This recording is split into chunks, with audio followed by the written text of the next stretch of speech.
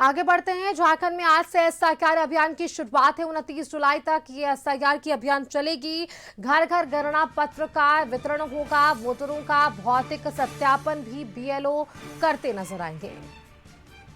तो 29 जुलाई तक ये एसआईआर अभियान चलने वाली और इसकी शुरुआत जो है वो कर दी गई है। और ऐसे में विशेष तौर पर अगर हम बात करें तो इस एसआईआर को लेकर जिस तरह से सियासी घमासान मचा था उस पर कहीं ना कहीं आप एक विराम लगता हुआ जरूर नजर आ पाएगा, क्योंकि इसकी शुरुआत अब से होने जा रही है।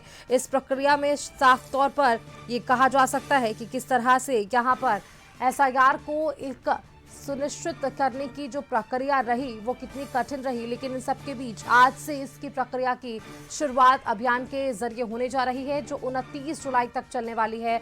लगभग एक महीने तक एसआईआर अभियान की जो शुरुआत हुई थी वो शुरुआत आज से झारखंड के लिए होने जा रही है, जहां अगर विशेष तौर पर बात करें तो बीएलओ की भी जो जिम्मेदारी है वो सबसे ज्यादा बढ़ जाती है।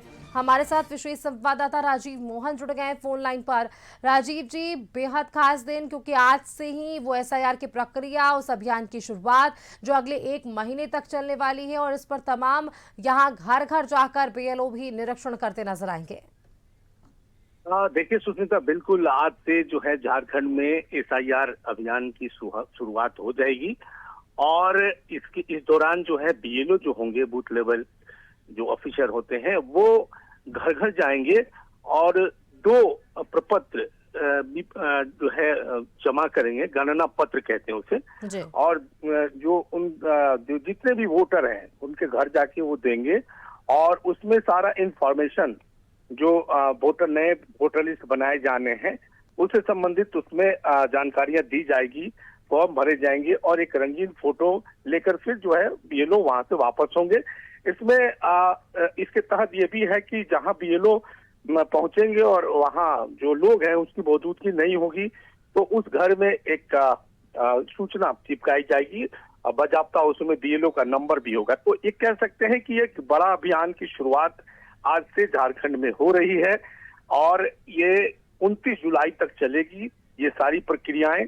और इसमें ये देखा जाएगा कि जितने भी जेन्युइन वोटर हैं उनका नाम जो है नए वोटर लिस्ट में आ जाए और जो लोग इस दुनिया में नहीं है, मृत हो गए हैं, जिनका 2-2 जगह नाम है या जो इंडियन नेशनलिस्ट नहीं है, इस पूरी प्रक्रिया में इसकी जांच होगी।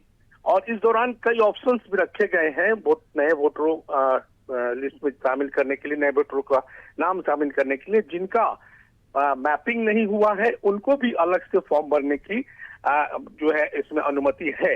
तो इस तरह से झारखंड में कह सकते हैं कि 29 जुलाई के बाद एसआईआर की जो प्रक्रिया चल रही थी वो समाप्त होगी। उसके बाद उसकी स्क्रूटनी होगी। स्क्रूटनी के बाद नए वोटर लिस्ट का जो है कह सकते हैं नए वोटर लिस्ट से सामने आ जाएंगे। तो देखिए ये तमाम जो चीजें हैं आज से झारखंड में शुरू होंगी। बिल्कुल राजीव जी, आज से इसकी शुरुआत होने जा रही है और तमाम जानकारियां सामने इकट्ठा आ पाई है। बहुत शुक्रिया आपका हमारे साथ जुड़ने के लिए।